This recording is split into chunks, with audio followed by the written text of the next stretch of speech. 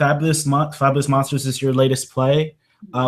Why is it called Fabulous Monsters exactly? Is it a straightforward name, or where did that come from?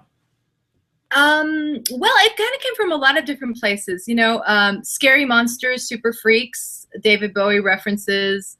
There's a lot of monster references in rock and roll. Also, to be a fabulous monster is to be a freak. In the French, it's a freak. It's like when you put things together. It's a piece of, somebody draws a head on a piece of paper, and then somebody else draws the body, and then somebody else draws the legs, and then you've got a fabulous monster.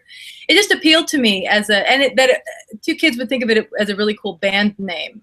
So it kind of works on all those different levels for me. What inspired you to do this kind of punk kind of thing? When I saw it, it kind of reminded me of like Joan Jett and the Runaways. A lot of it was definitely different, but that was the first thing that really hit me, because there was a lot of similarities. Yes. I thought so. Was that inspiration, or am I just pulling out something? Joan Jett is a humongous inspiration for me because and is a touchstone, really, because she's a little bit older, but I grew up with the Runaways and wanting to be Joan Jett, basically. And she played at a Grand Prix in Long Beach, and I saw her, and I was so impressed because she's just playing rock and roll. You know what I mean? There's no pretension. And she'll play anywhere because she loves it so much. So I took a little bit of her story, and then a few years back, Linda Ronstadt was interviewed on NPR, and I found out that she had Parkinson's disease, and it just intrigued me about something sparked about women in rock and roll and aging, and what it does to women in rock and roll specifically. I mean, we have Mick Jagger, we have Keith Richards, Bruce Springsteen. There's lots of guys in rock and roll, and I just sort of wanted to touch on the idea of women aging in rock. Okay. Yeah. Have you seen the show live yet at the theater? Are you happy with the audience that's going on right now at OC Centric? I am very pleased. The people have been. I got really sick on Friday night, sadly, so I couldn't see the show that night. But I saw it on Thursday, and I loved it. I loved the gasps, and they were kind of grossed out, and they laughed They laughed at things that I thought were funny.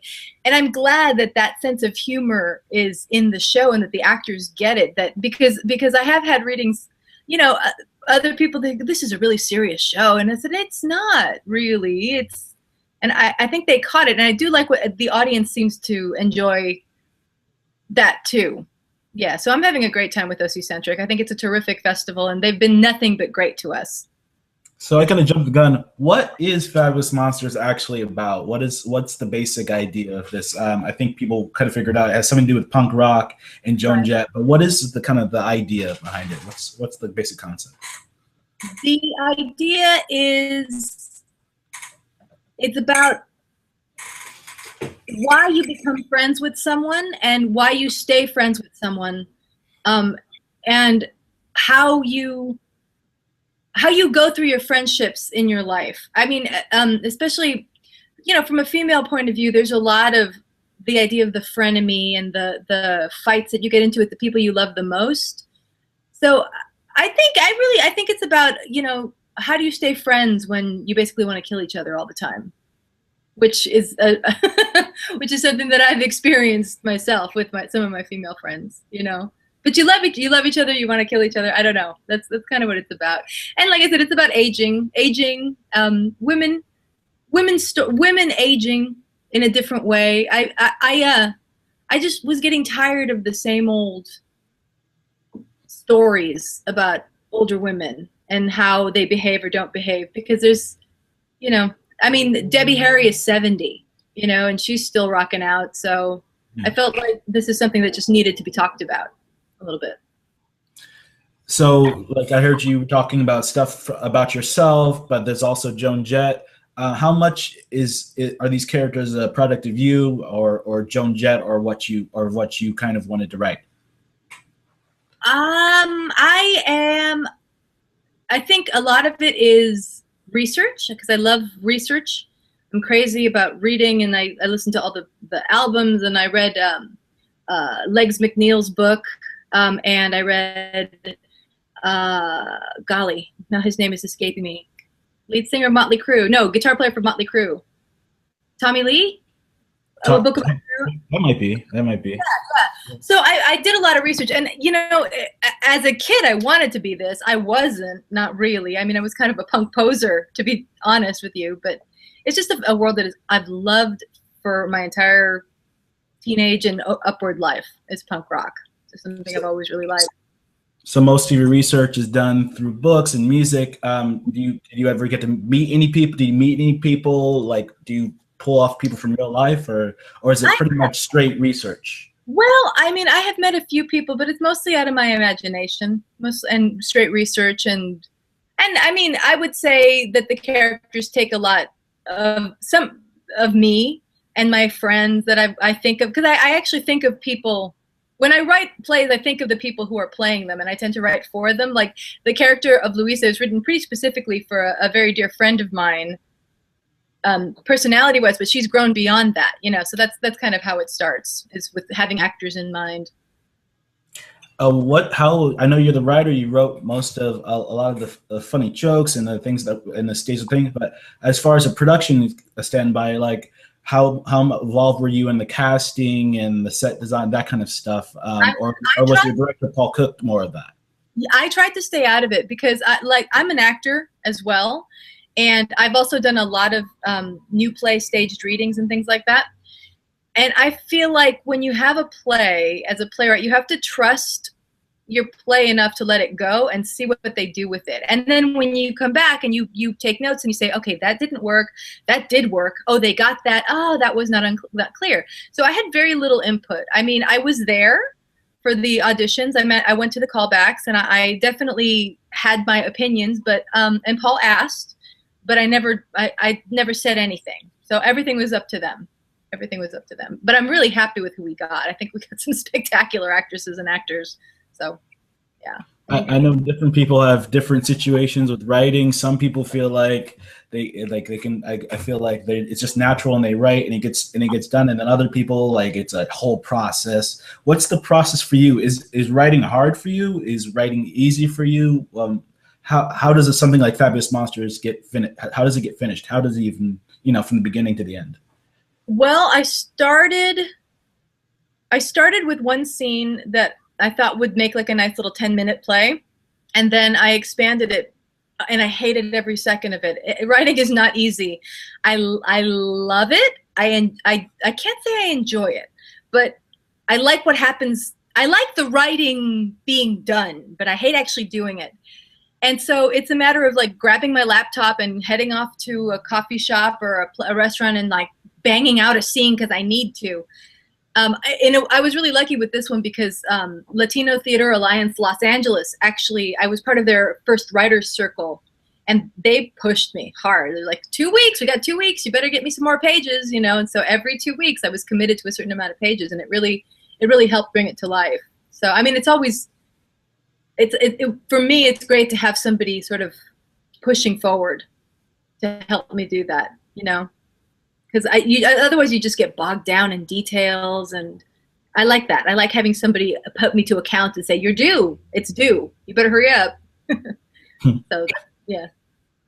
So why Orange County? Why OC centric? I mean, there's LA. A lot of people think about theater. They think, at least in this area, they think about LA and that's theater and stuff like that. Even though there's a lot of really good theaters in Orange County and a lot of really good shows going on down here, why did you pick OC centric? And is this one of your first shows you've done down in Orange County, or is this something, or I don't know? Yeah.